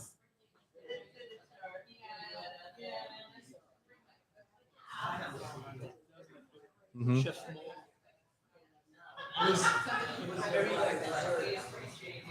In the way of doing like all the little salads were done, little dishes. But he was very, very in terms of fish runs and these.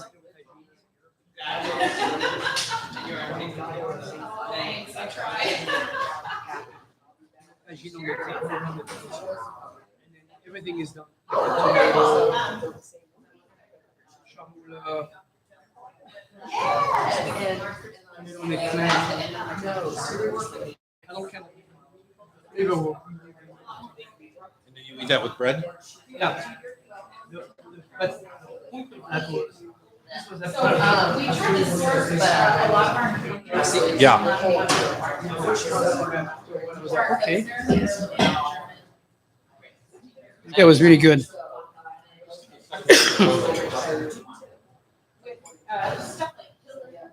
I loved it last week. Well, You think did you it's feel the same? The crust was unedible? what's the matter with it? It's just too dry and hot. I don't know what the maybe because it's not. I could tell he didn't like us either because they left it all. Oh shit! That giveaway.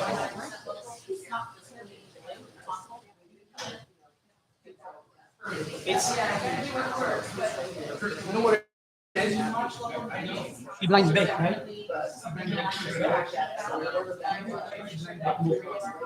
Inside is not cooked as much, so she needs to blind bake it.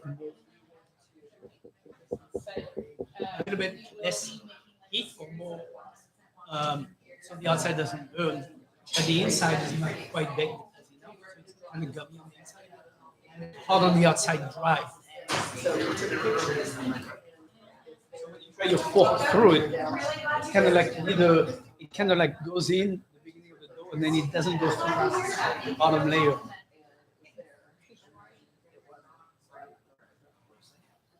I tell you one thing she should do: crustless, satisfy all of you. That's what I do at the airport. That's what I do at the airport. Yeah. Which of you are going? Which couple would like to be the competitor on Tasty Trivia today? Which couple? Yeah.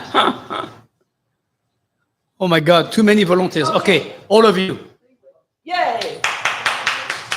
Talaga si volunteer. Wow. Look what you got dragged into. It's worth it though.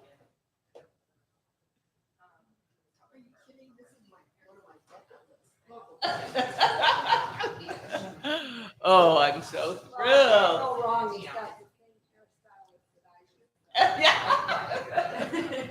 I love the curly curls, crazy curls.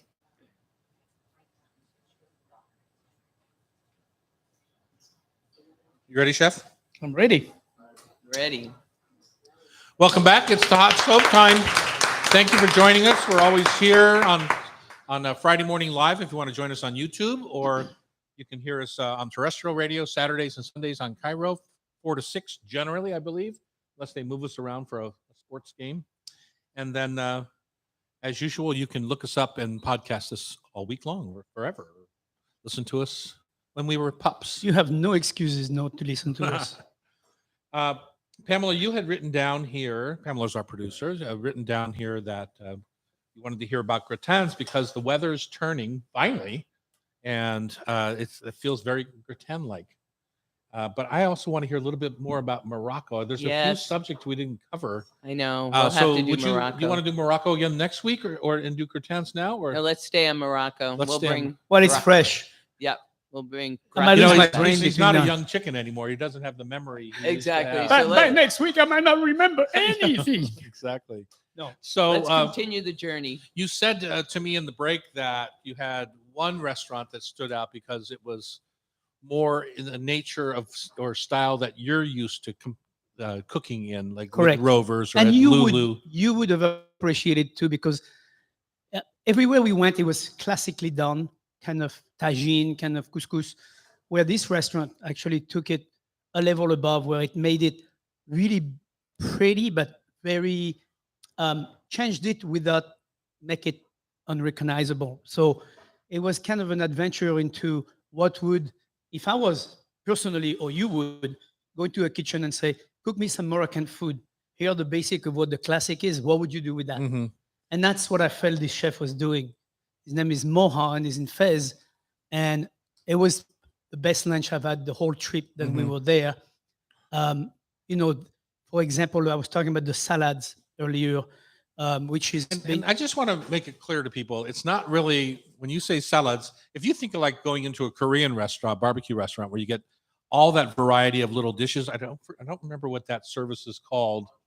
Manjang, where they have mancha, yeah, where there's all the little salads, potato salad, squid salad, all that little stuff. It's the same idea, right? Same concept, exactly. So there's no greens, as in leafy green, but it's all already made. Carrot salad, charmoula. They have all kind of. It's almost like a dipping. Mhm.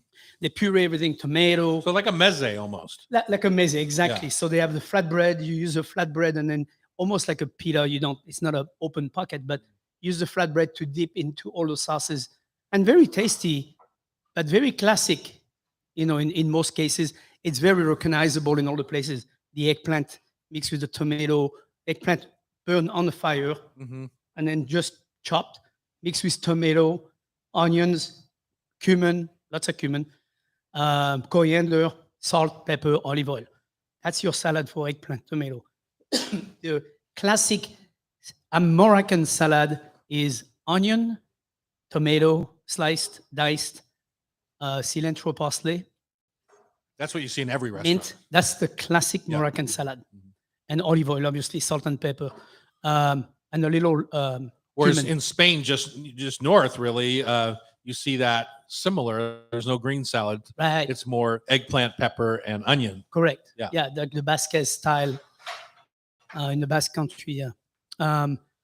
So the salads are the one thing, but this restaurant we went for lunch, what I like is that chef took those salads and, for example, everything was in the first meze, for example, all the different salads were in a small tagine, individual tagine, and then when you opened it, everything was quenelled. So presentation was really, I know you're gonna laugh at that. Yeah, totally. Sounds very pretty. It's very pretty, but more importantly, it wasn't deceivingly pretty. It was pretty. And once you tasted it, it had something that the others didn't have because they were all fairly much the Mhm. same. This one took it a zip higher.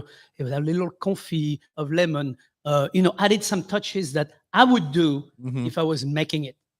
And I felt right at home. I was like, this guy's making Moroccan cooking At a different level. Yeah. at a different level and trying to bring it up to what I felt was trying to bring it up to the dining scene of 2022. And not that there's anything wrong with the rest. It's just Totally. And it's like kind of a yeah, movement. I totally get what you're saying.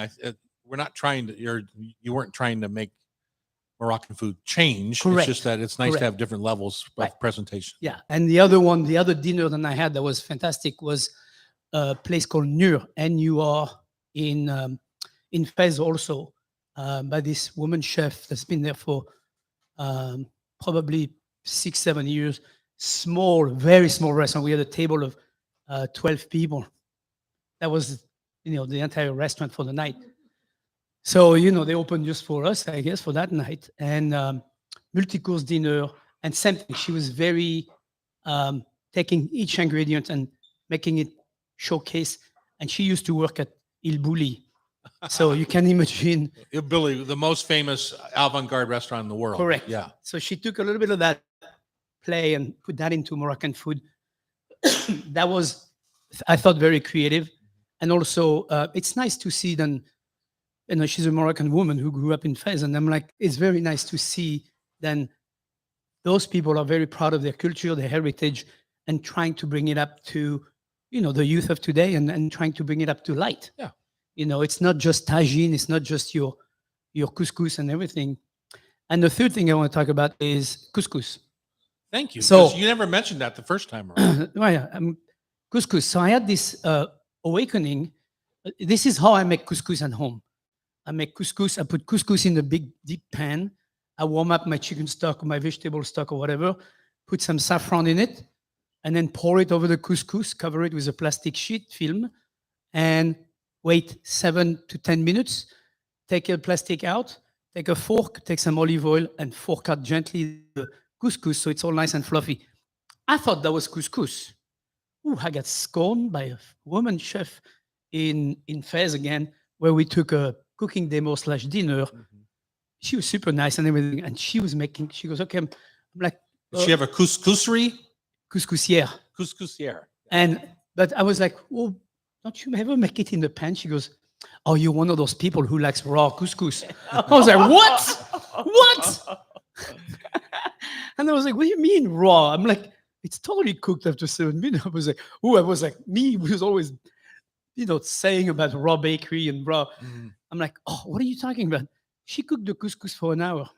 No. it One, would be I was there. mush. 1 hour in the couscousière, and then she took it out, put it in the pan, fluff it up with olive oil, little seasoning, let it sit in a big bowl to cool off a little bit. And then once all the lamb tagine was ready, which that was during the lamb tagine, when the lamb tagine was cooked, she put it back to warm up in the couscousière again. And I was like, how many times are you going to cook this thing?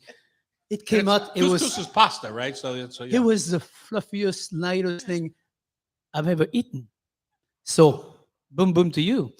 Revelatory Saffron's, what do you call it? The threads. threads of saffron put into the couscous at the last minute with just a little bit of the bouillon. She also made a vegetable tagine at the same time, and then put a bit of that juice right in the couscous. So explain to people how the couscousière works. Couscousière is like a steam. It's like a steam pot. First with- one I ever saw was at Sur La Table down in the Yeah. Pike Place Market. Yeah. So a couscousière is called a couscousière because you put couscous in it. But it would be the same if you had a strainer that had small holes, because you have to remember couscous is not very big, small marbles of grain of pasta. So of dough basically. So you don't want a big hole in your couscousière in the steam, but it's the same idea as a steaming utensil. So the top part is where you put your couscous. The bottom part is where you put your water. You put a little spice in your water to season it, to give it a little flavor, and then you steam your couscous. 1 hour, Tom. Have you ever cooked couscous for 1 hour? No, but I would say that steaming is not like putting it in boiling water for an hour. It would be a paste in boiling water for an hour, whereas steaming for is sure. a different type of heat. Correct. Yeah. And that is one of the key ingredients. Is it's a gentle steam. I just pour the hot water onto the couscous No, yeah. That's, without cooking. So yes, I agree. Yeah. It's a different style, but still, I would have, if you would have asked me, I would have said, you're out of your mind. You're going to end up with a bowl of paste. yeah. Did she ever stir it at all, or just 1 hour straight? Don't take the lid off, you Yeah. jerk. Yeah. Yeah. Don't touch it. Don't touch it. Leave my couscous alone. And then with that, the flavor. I love that she dressed you down. Oh, that was- so you like raw couscous? I know. I was like, what? And I was like, what do you mean you're scorning me about cooking couscous? Not enough. You're a colonizer. You just have to get over it. I know. Yeah. And believe me, I will try to do it away again, because I was very astonished by the results. Well, that's good. I'm glad you learned something. Yeah, no, I did learn that. We learn something every day, don't we? And I also learned that zucchini don't cook as much as you think they do. I saw her put zucchini with carrots and turnips into a couscous here, and I was like, don't you want to wait to put the zucchini in? She was like, no. And I was like, I'm going to learn something again. They never came out on the mush. They were not like falling apart. I mean, it takes longer to cook a zucchini. I mean, A carrot, a yeah. carrot. So Apparently anyway, not. I learned that too. All right. Food for thought, tasty trivia. When we come back on Cairo Radio, it's the Hot Stove Society Show. Oh boy. So many Wow. things. So many new ways to approach couscous. I didn't even talk about, we went to a village and these people were giving us a shirt off their back, and this guy was making mint tea. Literally, it's like I don't know what you call like a dirt house. Made out The of adobe or something. almost like an adobe. Yeah. And there's like 14 of us sitting on some kind of a bench couch. This This guy's in the corner. He's like the older guy in the house, and he's making the mint tea. He's got the glasses in front of him, tons of mint. He's got this little tea kettle kind of thing on a tagine bottom, where you put the coal in it. He's like making the tea, and you throw away the second broth because it's not good, it's too bitter or whatever. I mean, it's just, and these people we cooked with them, peeling the vegetable and making the couscous, the tagine, and they were show of their back just to show us that. Yeah, nice. I had the Yeah. Wow, you must pay attention. I was like, come on. kids Nice. in the village. Look at this. You have two Oh. beautiful women to compete with today. Wow. Shooby-doo. I hope the questions are really hard. Easy. Really hard today. Okay, I want you to listen to me. No, I'm serious. Listen to me. And listen to me. You hear the difference? Listen to me Oh. and listen to me. Okay. You All gotta right? get really So close you gotta to that get mic. right up close to it when you're ready to Get make closer your to her. answer. Snuggle up. Wow, Or- you're awfully or- bossy. Get closer to her. Or you can grab the mic and bring it to you. Okay. We want you to sound good when you hear yourself on the radio. Oh. We don't Go ahead, want you to sound speak in you're it. in another room. Speak in the mic. Okay, like this. Yeah. Yeah. Like this. Yes. Got it. And Tom, make Names? sure you have them introduce themselves. Suzanne. Suzanne. And We're back. It's time for the Anita? food for thought, No, tasty Anita with trivia. Oh, Are you done, chef? sorry. I was just. Go ahead. Do it again. It was good, Tom. You should do it again. Let's jump right into food for thought, tasty trivia, brought to you by our very own spice rubs, the Rub with Love blends and sauces. As chefs, we are always looking for unique ways to build flavor, and a pantry stocked with Rub with Love spices is a valuable tool. Our Rub with Love blends have a wide range of flavor and different profiles, and why not collect them all? That's what I say, all 20 of them. Rub with Love is available in your local neighborhood grocers like Thriftway, Metropolitan Market, or QFC, or even smaller markets like Bob's Quality Meats in Columbia City, or Tony's Smokehouse in Oregon City, Oregon, or in Pamela's old stomping grounds, the Pantry in Fairfield, Connecticut. Did you run into him in Fairfield, I Connecticut? did not. Oh, okay. All right. She was back there cooking lunch for her mom. I thought I maybe know. she ran into him. Okay, so our prize today is a little shopping spree in the Rub with Love gift shop over Ooh la here to my la. right. And you get a 3-pack, those red boxes where you can mix and match any have 3 flavors that you want. Tell us who you are, who Terry and I are going to crush today. I'm Nita. I'm Nita. Good. Hi, Nita. Hi, Nita. I need a hairstyle because you and I have the same hairstyle. Yes, we go to the same beautician. Yeah, exactly. Beauty. Hi, Nita. Nice to meet you. Suzanne, Hi, Hi, Susan. and I am absolutely like, this is my bucket list. All right. If I can, Lula's is close, but I always, all your restaurants. Okay, All your Suzanne, I restaurants. appreciate that. Now I'm just gonna make you get up to that microphone when you talk to me, though. Bucket list, like that, Pam. I know it. Tell us how we play this game, and we already know who the winners are going to be. If I know you, Should I just put 5 on their list? Yeah. Each contestant gets 5 questions, and there'll be a loser. Okay. That gets the least amount. You sure there's not correct. 2 losers and 1 winner? Terry Rotaro likes to start. All right, let's do it. Number 1, sweetbreads are from which organs in the animals? From the throat, from the veal. The organ specifically. What do you The mean? gland specifically. Yeah. Oh, thymus. I'm sorry. Exactly. The That, throat I is was not not the thinking gland. gland. I was thinking the where? Sorry. Thymus gland. And pancreas. Number 2, please name the plant from which we derive tapioca. I do know that it's from the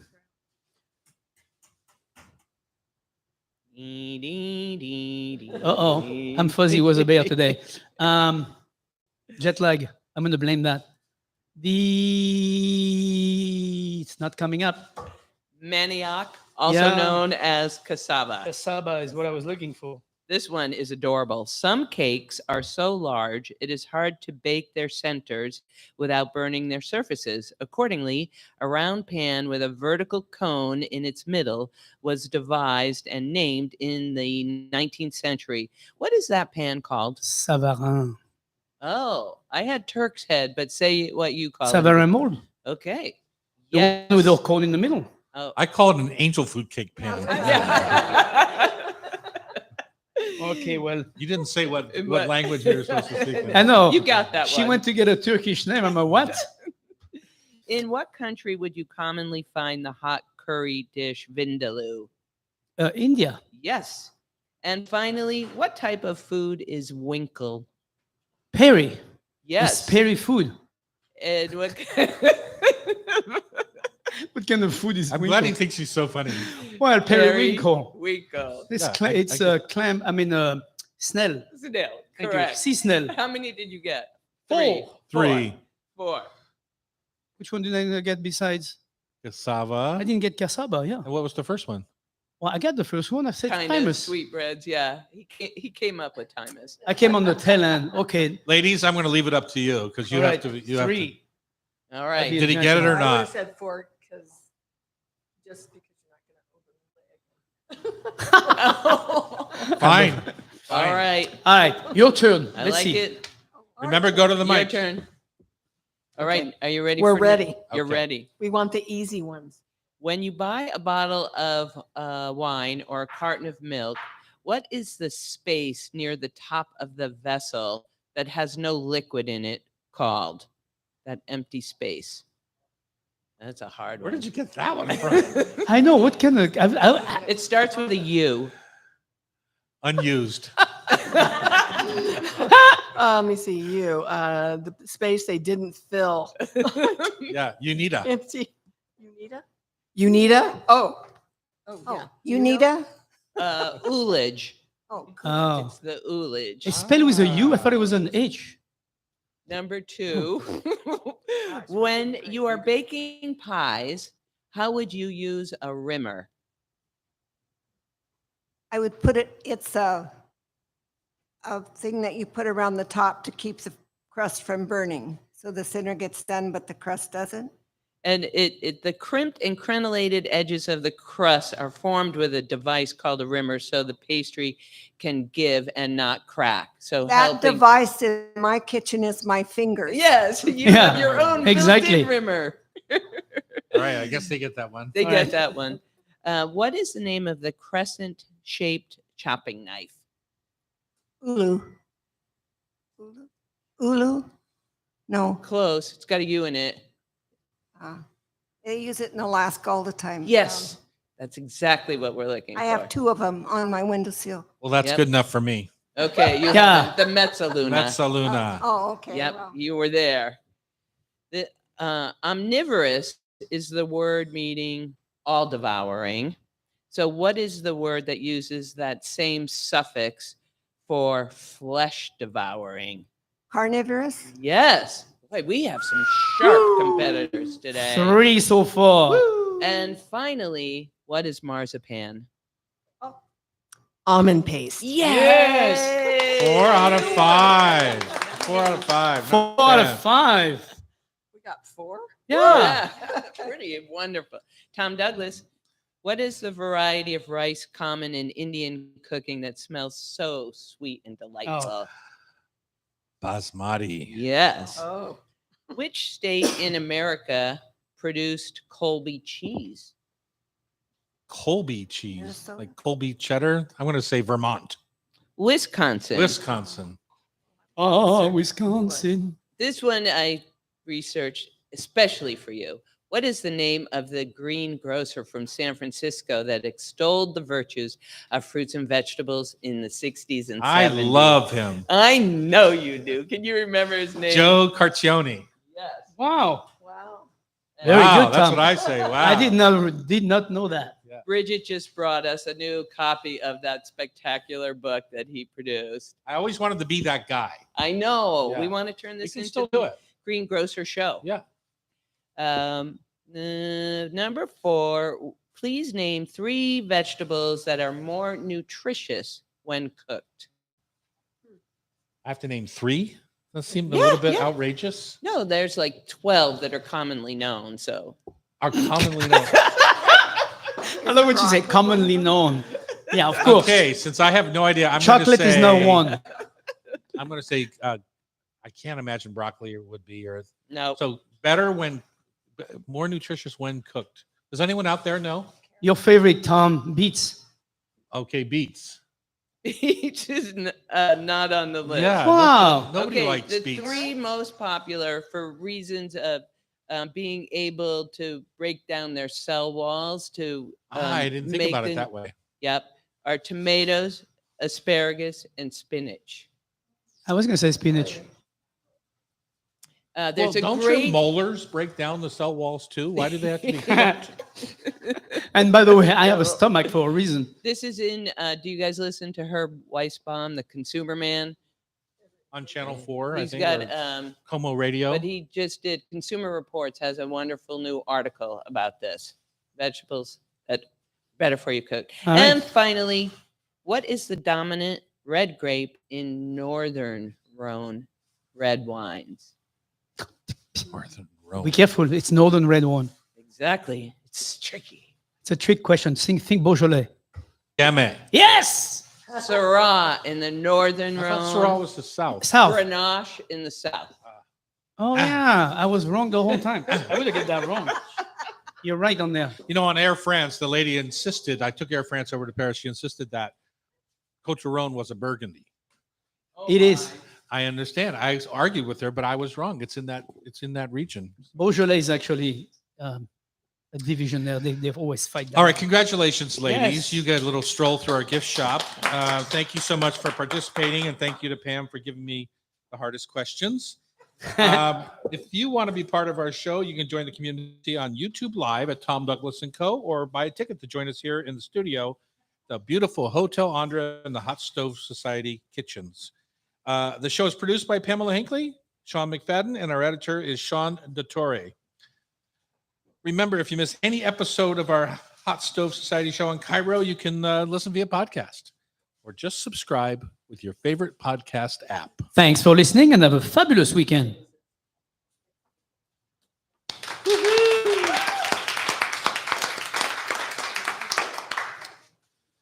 All right. Thank you. Okay, now I need quiet on the set for a minute. Bridget, that includes you. Lars, you can just make any noise you want. Oh, my. Ready?